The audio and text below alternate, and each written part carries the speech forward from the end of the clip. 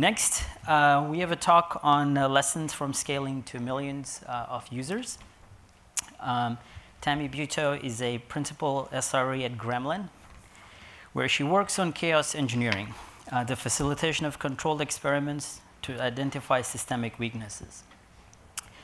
Gremlin helps engineers build resilient systems using their control plane and API. Tammy previously led SRE teams at Dropbox, responsible for databases and storage systems used by over 500 million customers. This is going to be an exciting talk. So please, without further ado, welcome Tammy. Thank you.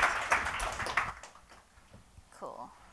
Hi, everybody. It's really great to be here today. I used to work at DigitalOcean as well, so it's great to be back. I'm a principal SRE at Gremlin. You can find me on Twitter at Tammy Butow, and internally, my founders like to call me the Empress of Chaos when they intro me to people. But that's really what I do. I inject failure into systems and I make them more reliable. So just one slight change to this talk. Hundreds of millions. I hope you don't mind. I'm really going to talk about going to hundreds of millions of users in a really fast amount of time. So, like we said before, I was previously a SRE manager at Dropbox, leading databases, which is MySQL, many thousands of machines, big beefy hardware, Magic Pocket, which is block storage for Dropbox. It's actually built in-house. It used to be S3, and they did a migration off S3. And then also code workflows later on too, which is dev tools, engineering tools. Prior to that, I worked at DigitalOcean, and I was actually here when it was really small, like just over 60 employees. And before that, I was a senior software engineer at the National Australia Bank, working on mortgage broking products and also foreign exchange trading. And also as a security engineer. I've done a lot of different things, and I'm a lot older than I look. So today we're going to talk about going from 0 to 500 million users. Like, this is a really cool experience. Over the years, I've got to build things where I built it totally from scratch. We had no users at all. Internal services, external services for customers, and then all the way up to 500 million users. And really, the best way to describe this is it really is like getting on the rocket ship, especially because I joined Dropbox just over 2 years ago now, about 2.5 years ago, when it was 400 million users. And when you get on that rocket ship, sometimes it feels like you're inside, sometimes it feels like you're hanging on from the outside. Like, that's really what it feels like when you're scaling super fast. And I'm going to talk much more about that today, but I just wanted to give you a bit of a feel for what this is going to be about. So there's always a beginning. You always have to start somewhere where there's 0 customers. This is before you launch your product, or maybe you're building a new service, you don't have any customers yet, but there's always no customers to start. And really, depending on your business, it's like, that depends on how long you're going to have to spend in that period where you're getting ready to launch. And in this time period, it's really good to think of a few things. One of them is make life easier for future you. That's like one of my main mottos in life. So when I go to 2 years into the future, I want to go, yeah, that was smart. That was a good decision. And also, it just works should be the goal. You want what you build to really just work. So you want to build solid products. You want them to be reliable. You want customers to use them and for them to work pretty well. I'm a SRE, so I care about reliability. I also care about performance and durability, but I think it's much easier from the beginning if you think about these things. Even at Gremlin, our entire team, front end, back end, every engineer across the company thinks about reliability, performance, durability from the beginning of building our products. And this actually changes how you use things, even like React, because you'll be thinking about things like graceful degradation right from the beginning and how you handle that. And how can it be achieved? Through automation, monitoring, tooling, and us, engineers. And also, one more tip is have a clear engineering principles paper for your company. I think that this is a really good thing to do, and this explains to people, hey, like, at our company, we have a mono repo because that's what we do here. We write in these languages because that's what we do here. And it actually makes it really easy when any new engineers join their team, because before they put up their first piece of code to get reviewed, they feel confident that they've done the right thing. And that's a great way to start. Another thing to ask yourself is, what will you build yourselves? What will you borrow? By that I mean open source, because hopefully you're also contributing back. Buy, what would you use? That's a third-party service. And then what are you going to break? By break, it could be doing chaos engineering, injecting failure. It could be breaking components off your product or infrastructure and actually decommissioning it, deprecating it, getting rid of technical debt. So think about those 4 things. And if I was to begin today and I was doing engineering before launch, what would I do? So I thought this was a cool question to ask myself. These are the things that I definitely want to have to start: monitoring, security, SLAs, alerts, capacity planning, support. I like the idea of saying you only can code in a limited number of languages. Maybe unpopular opinion for some people, but I actually think it's very useful. If you say you can only code in 2 to 3 languages at this company, and they could change over time, right? Right now, Rust is very popular. We actually built Gremlin in Rust. So it could be Rust for systems code, it could be Python for scripting and tools. Maybe you're also using Go for services. And then from there, I'm a big fan of Kubernetes. I really like how it's been built. I would definitely go and explore using Kubernetes. And to build a highly available cluster, it's really about having 3 primaries and 3 nodes, and then you're going to gradually grow that over time. Sharded MySQL. Dropbox got up to 50 million users with sharded MySQL, just that. And a few other things, but I'll talk about that too. Backups. I'm a big fan of backups and also testing the restores of backups. And also it's very good, just a little tip, to have short and long backups. Engineering tools. This is where you end up having a ton of things that are very important, especially early on when you've started your startup or building a new product. You still need to have things like, if you start with chaos engineering at the beginning, it's going to make it easier. GitHub or Fabricate or something like that. Circle CI, we use that at Gremlin. Code search, that's an interesting one that often people don't think about, but you can use tools like LiveGrep. But it just makes your engineering time more productive. And also infra automation, like we heard about Terraform today. So Kubernetes is still pretty new. I've been using it since probably 2014 or 15 when I was working at DigitalOcean. It was becoming more and more popular. But if you look here on the website, it actually says, at this time, high availability support for Kubernetes is not continuously tested in our end-to-end testing. It's going to be added later. So when you're embarking on this journey of using Kubernetes, just remember it is still pretty new. It's definitely the bleeding edge. Bleeding edge, like really. And this is what your highly available cluster would look like for Kubernetes. So you can see the components here.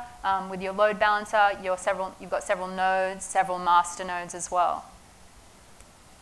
All right, so now let's talk a bit about product engineering before launch. Often you might be starting by saying, we're going to have a web application. We want people to log in through that.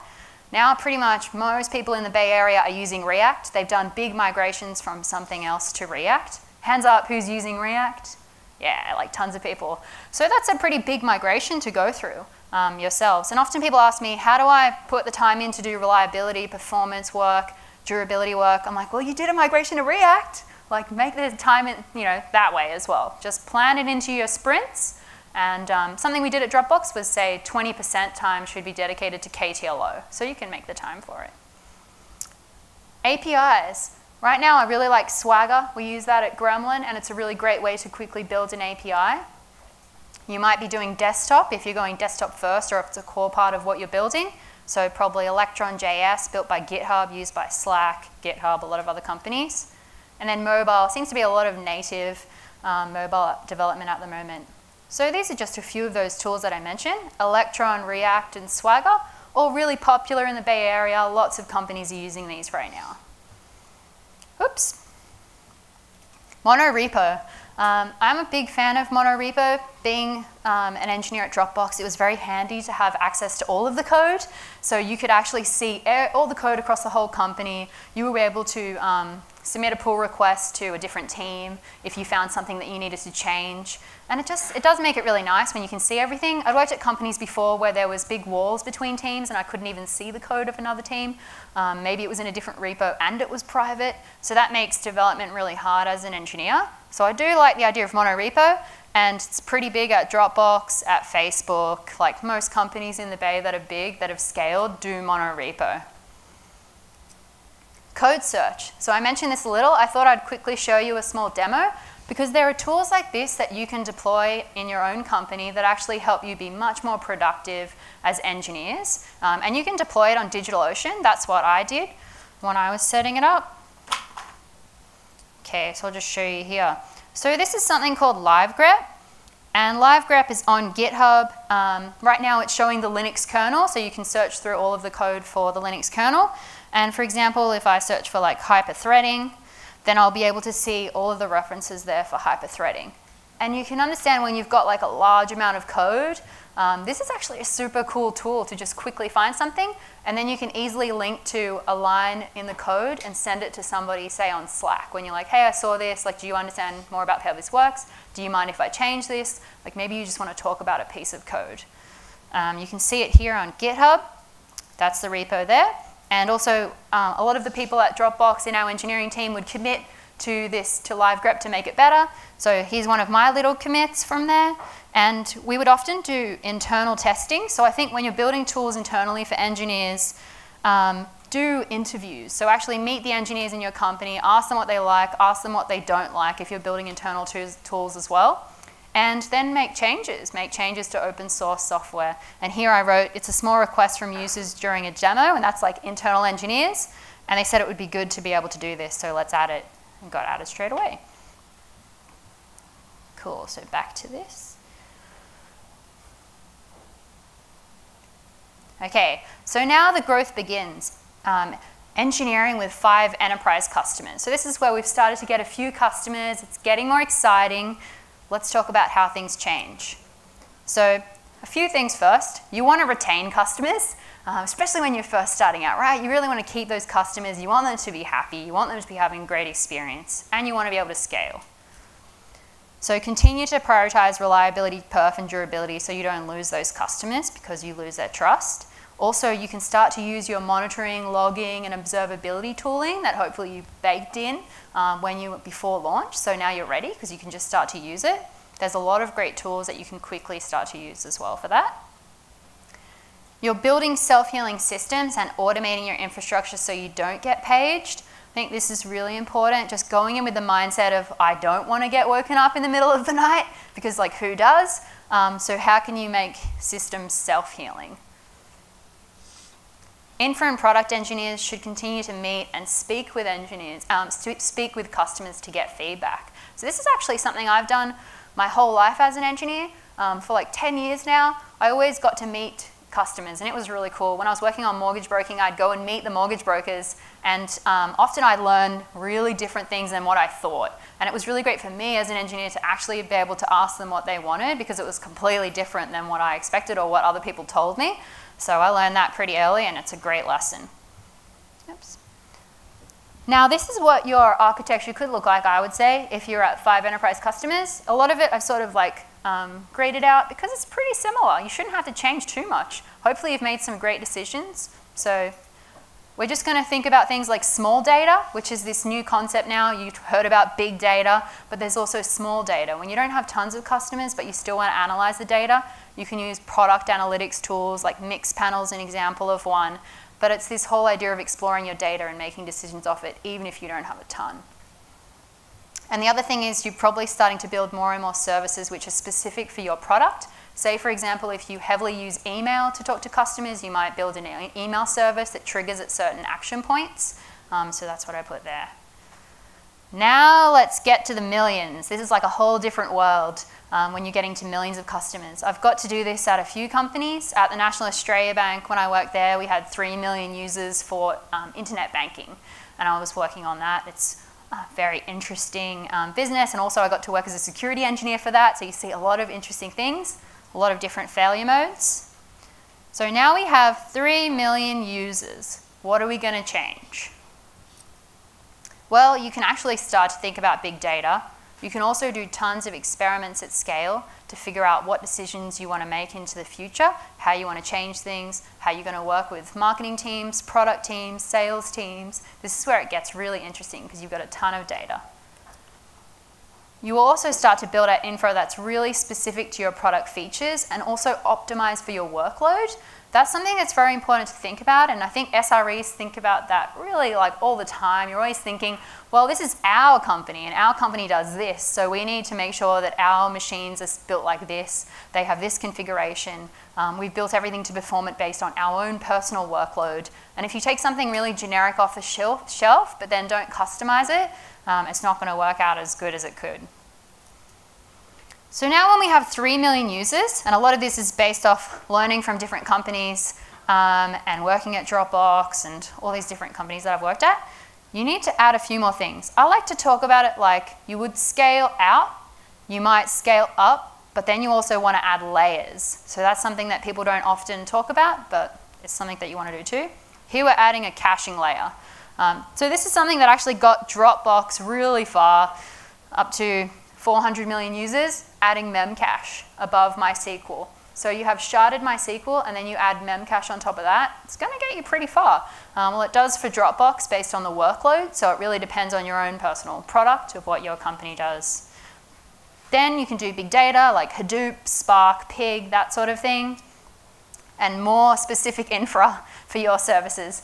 There's always going to be something that you need to build just yourselves, and that makes sense to focus on that because you've already done a really great job of building a solid foundation. You can now focus on building interesting services. Now we're going to jump really far, 50 million users. So here, let's look at what changes. More specific services. Like I really haven't changed that much because we don't have to. Like you can actually get to this point, 50 million users, with a lot of these types of things in your infrastructure.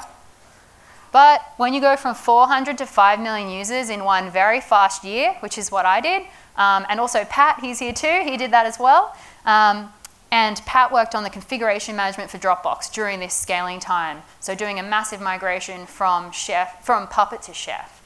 So it's a big job as well. So you can talk to him about that at the break. And, yep, he's just there. And so let's talk about this, really getting on the rocket ship. So at the start of 2016, I joined Dropbox in 2015. Then I went to LinuxCon AU and I spoke about what we were doing in site reliability engineering. And here I talked about how we had 400 million users, and I explained all of the things that we were building, how we were automating everything. And actually, this was a great time. Things were pretty easy to manage. We'd just gone through this amazing project where I joined, and in 3 months, my team was able to get a 10x reduction in incidents. So I became like an SRE manager who was able to do the 10x reduction in on-call. So we went from just having a ton of on-call all the time, a ton of pages, to pretty much not many at all. And we also didn't have any major incidents at all for 12 months, which was very cool. So we're in a good place, 400 million users, with a lot of what I showed you before, plus a few small changes which I'll explain. And then in 2017, I spoke at GopherCon, and we're actually at 500 million users. So that's just in 1 year, 100 million users. And can you imagine what it's like to get 100 million users in 1 year? It actually is definitely like holding onto the rocket ship sometimes from the outside. And a lot of the reason this is happening is you're doing some really cool work externally. Dropbox launched a new brand. You would have seen all of that happen, right? So you get a lot of new customers. Also, the other things to mention, 200,000 business customers and over 500 petabytes of user data and a multi-exabyte Go storage system, which was Magic Pocket, which I was leading that. So this is our team when we were going on that big transition. You see, smiling faces. This is us in one of our databases syncs. We used to do something called a weekly KTLO meeting, which ran for an hour, and it's a keep the lights on meeting where we troubleshoot and debug any big issues that are impacting the 6,000 databases and just see what are the issues that we've spotted, what do we need to fix. But we're pretty happy here, so it's all good times. So engineering with 400 million users, what does that look like? Okay. So we actually added something here, a distributed data store. So this is built in-house because there wasn't anything out available in open source or anything that we could really use. So at around 50 million users, Dropbox built a distributed data store called EdgeStore and then put that in there. This one's a little hard, but not many people get to that level of where you have 50 million or 100 million, 200 million users. But I hope you all do today, which is why I'm sharing this story. But yeah, that's something that you need to put in. And it also changes things, so it makes it should hopefully make it easier for engineers across the company to be able to access the data. because you're going to have hundreds of engineers instead of just, maybe 30 or 50 engineers at your company. Also, you're going to continue to add more services. That's really the big changes, and tons more tools. Because when you have many, many machines, like talking, tens of thousands of machines, you need to manage everything in a really automated way, and you need to focus on conformity, consistency. A really nice thing to remember is it's good to have one operating system, like just Ubuntu, and just one version of Ubuntu. If you hopefully have just one version of the kernel, that's also helpful. But all of those things really save you time when you're troubleshooting, because you can imagine if I was on call for the databases, so just one person on call at any time. If I get paged for any of the 6,000 databases, then I need to hop online, check what's happening, and it's really good if I can compare across the machines and see if anything's changed or anything's different. But if I don't have to go, well, this machine has this kernel and this machine has this operating system version, then that might be why something's broken. It's much better if they're all the same. Then you can just rule that out as a debugging step.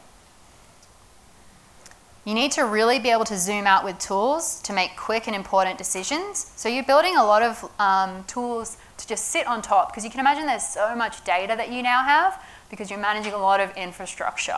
And you can build these tools in a simple way. Something that I love that happens in the Bay Area is infrastructure tools are built in a way that it's kind of like a very simple web app. But the web app is internal tools. Instead of just being a command line tool, often there are command line tools too. But I like that. It was just easy. You could send somebody a link, go, hey, here are the logs for the recent database clones, and you can just show it to anybody across the company. So you build useful, simple tools for all of the engineers and also people in other departments. That's another big tip. Things like self-service analytics dashboards, cloud infra allocation, CLI tools.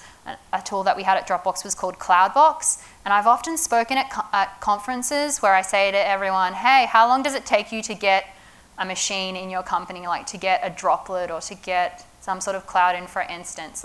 If I said it here, who can get one instantly? Put your hand up. Okay, a few people. It's pretty normal. So who can get one in about a day? A few more hands. What about is it longer than a week?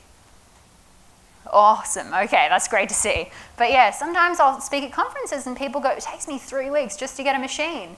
And obviously that's very bad, because then you can't really be productive as an engineer because you're not even able to get a machine to start to do your work. So yeah. Good to see that it's a bit faster here. That's very great, but it really should be instant. And the idea of building small tools like this is that you help everybody across the company, you help everybody across engineering be more productive. You also want to do performance tuning for your cloud infra, because you sweat the details. And this is a thing that I really care about, sweating the details, thinking about things like Linux performance governor settings, CPU hyper-threading settings, just actually looking at your own workload and then seeing how you can make tweaks to improve the experience for all of your customers. You really need to prioritize capacity planning at this stage because you've got hundreds of millions of customers. You need to also make org and team roadmaps, share those with everybody so everyone knows what's happening, but stay flexible. Something else I liked was infra-quarterly reviews. You'll often do product reviews, but it's also nice to look back at your infrastructure team's work and say, hey, we did these things really well. Next quarter, we should do these things instead. And then, like I mentioned earlier, give teams 20% time to work on KTLO. Keep the lights on. Now, engineering with 500 million users. So we're on that rocket ship. How do things change? Really, just more specific services. We didn't change a ton of things at this point from that point to now. We did some big migrations though, so I'll talk about that. And we also built a ton more tools internally. But what you want to do is keep a close eye on metrics like a hawk. This is a really big thing. And the thing here is some people don't care about metrics. I do. I care a lot about metrics. I want to measure everything. And so metrics actually has to come into your hiring. So you want to talk to people during the interview process. Hey, like, do you monitor your applications that you build? What kind of metrics do you bake in from the beginning? What's the latency like for what you're working on right now? Do you have performance regressions? So you can ask those kinds of questions. How do you know if you have very good durability for what your product is supposed to be giving to customers? Does it really work as you expect it to? Always be migrating. So I think this is an important thing to remember. Always have one or more migrations in progress at all times. These can be data migrations, for example, going from one data store to another. Say that something new's come out and you want to migrate over, or maybe a framework tool migration. Some people might go from, say, Ember to React. And like Pat, who's in the audience, would do, he went from Puppet to Chef. So like, it is a very big thing that you need to be doing these migrations, and they're really hard because you can imagine you've got so many machines, so many engineers, so many customers. Focus on improving engineering happiness and productivity. Code ownership becomes very important. And just one last little tip, engineering productivity with 500 million users, how do you do that? Simplify and automate all the things. You can dramatically speed up your engineering onboarding by finding Atel Sverdlov, who's just over there. She's Director of Community. She came to DigitalOcean's Hack Week and helped us. We actually reduced onboarding from 4 weeks to 30 minutes using her help, and we don't have to have any people to support onboarding now. And it saves 6,500 engineering hours a month, which is awesome. And just top tips to take away: prioritize reliability, durability, and performance. Make sure everything just works. Your core product should be solid.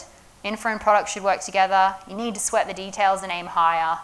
And then what does the future look like? I'm really excited to hear the panel that's coming up next because they're going to talk about the future of cloud. So thank you so much. Good luck on your journey scaling to hundreds of millions of customers.